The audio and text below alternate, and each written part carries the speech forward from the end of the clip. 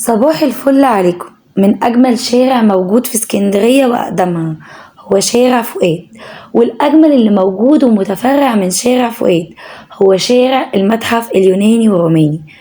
هناك هنلاقي بقى المتحف اليوناني والروماني اللي تم افتتاحه من جديد في أكتوبر 2023. وأنا بقول هنا من جديد لأن المتحف أصلا قديم، بيرجع فكرة بناء المتحف اللي قدامنا ده لعالم الآثار الإيطالي جوزيه بوتي سنة 1891.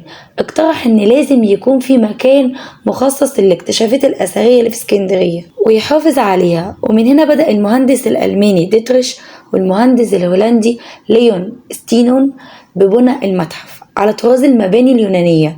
وتم افتتاح المتحف لأول مرة أيام الخديوي عباس حلمي الثاني في 26 سبتمبر 1895، وتم غلقه 2005. رجع تاني ترمم واتطور 2018، يعني بقاله 18 سنة مغلق، وتم افتتاحه رسميا في 14 أكتوبر 2023.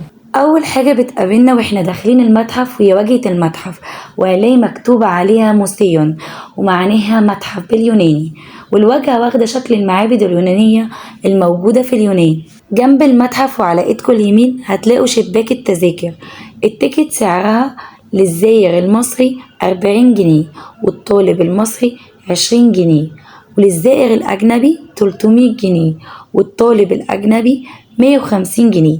الدفع يا جماعة بيكون بالفيزا مش كاش، والتصوير مسموح بالموبايل بس بدون فلاش. في فئات بقى مسموح لها الدخول مجانا، زي مين؟ زي الأطفال أقل من 6 سنين، وكبار السن اللي فوق 60 سنة، وذوي الاحتياجات الخاصة من المصريين. واللي مسموح ليهم الدخول مجانا بيدخلوا طوال أيام الأسبوع ما عدا الجمعة والسبت والعطلات الرسمية.